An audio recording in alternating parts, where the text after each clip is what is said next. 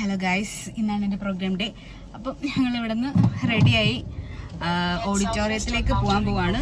ഈ ഓഡിറ്റോറിയം വരുന്നത് സൗത്ത് ആണോ ഓഡിറ്റോറിയം? ഈസ്റ്റ് സൗത്ത് നോക്കാം, അറിയത്തില്ല ഗൈസ്. ഗൂഗിൾ മാപ്പ് ഇട്ട് നമ്മൾ പോകാൻ പോവാണ്. ഇപ്പം ഞങ്ങൾ കറന്റ് ഉള്ളത് ഈസ്റ്റ് ഗേറ്റിലാണ്, അമ്പലത്തിന്റെ. അപ്പം ഇവിടെ നിന്ന് കുറച്ചേ ഉള്ളൂ എന്നാ പറഞ്ഞത്. മേക്കപ്പ് ആർട്ടിസ്റ്റ് ഒക്കെ എത്തിയിട്ടുണ്ടെന്ന് പറഞ്ഞ് മിസ് വിളിച്ചിട്ടുണ്ടായിരുന്നു. ഇപ്പം എത്രക്കൂട്ട് എന്നെ പറ്റി 2 വാക്ക് അങ്ങോട്ട് സംസാരിച്ചേ കനത്തില്. ഇന്നെ പൊന്നിന്റെ ഗുരുവായൂരത്തെ പ്രോഗ്രാം എത്തിയാണ് ഞങ്ങള്. ആക്ച്വലി ഞങ്ങൾ തകർക്കാൻ പോണം. എന്തോന്ന് അമ്പലോ എനിക്കറിയത്തില്ല എങ്ങോട്ടാ പോകുന്നതെന്ന്. പക്ഷെ ഞാൻ ഭയങ്കര എക്സൈറ്റഡ് ആണ്. ഞാനാണെങ്കിൽ റെഡിയായി നിന്നപ്പോൾ മിസ് എന്നെ വിളിച്ചിട്ട് എല്ലാവരും ഒന്ന് വിളിച്ച് കോർഡിനേറ്റ് ചെയ്യോ, എല്ലാവരും എവിടെ എത്തിയെന്നൊന്ന് ചോദിക്കാൻ പറഞ്ഞു.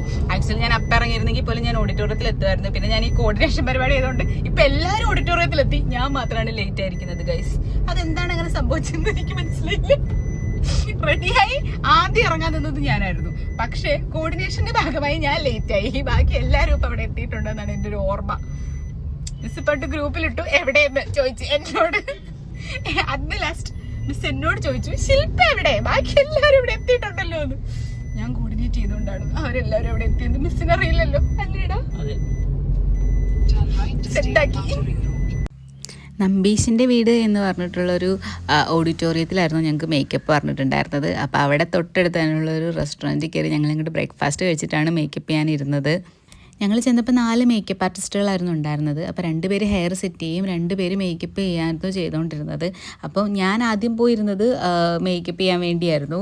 അത് കഴിഞ്ഞിട്ട് ഹെയർ സെറ്റ് ചെയ്യാമെന്ന് വിചാരിച്ചു. കാരണം കുട്ടീസിൻ്റെ എല്ലാം ഹെയർ ആയിരുന്നു ആദ്യം സെറ്റ് ചെയ്തുകൊണ്ടിരുന്നത്. മേക്കപ്പ് സ്റ്റാർട്ട് ചെയ്ത മുതൽ എല്ലാവരും ഭയങ്കര എക്സൈറ്റഡ് ആയിരുന്നു സത്യം പറഞ്ഞാൽ. ഈ ഒരു മൊമെൻറ്റിന് വേണ്ടി നമ്മൾ കാത്തിരിക്കാൻ തുടങ്ങിയിട്ട് കുറേ മാസങ്ങളായല്ലോ. ഓരോ ദിവസവും നമ്മളിങ്ങനെ എണ്ണിയായിരുന്നു ഇരുന്നുകൊണ്ടിരുന്നത്. 17th programme. അപ്പോൾ അതിൻ്റേതായ എക്സൈറ്റ്മെൻറ്റ് എന്തായാലും എല്ലാവർക്കും ഉണ്ടായിരിക്കുമല്ലോ.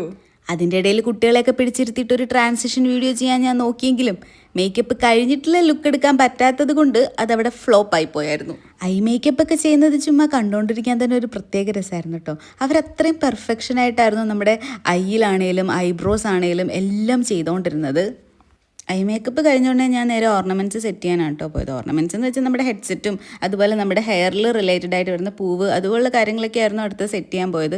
അത് കുറച്ച് പെയിൻഫുള്ളായിരുന്നു. ആ സ്ലൈഡൊക്കെ വെച്ച് കുത്തുമ്പോൾ നല്ല വേദനയായിരുന്നു. അത്രയും ടൈറ്റ് ചെയ്ത് തന്നെ ചെയ്തില്ലെങ്കിൽ നമ്മൾ കളിക്കുമ്പോൾ ഇത് ഊരി പോരുമല്ലോ. അപ്പോൾ അതുപോലെ ടൈറ്റ് ചെയ്യുമ്പോൾ നമുക്ക് നല്ല ഇച്ചിരി പെയിൻഫുള്ളായിരുന്നു.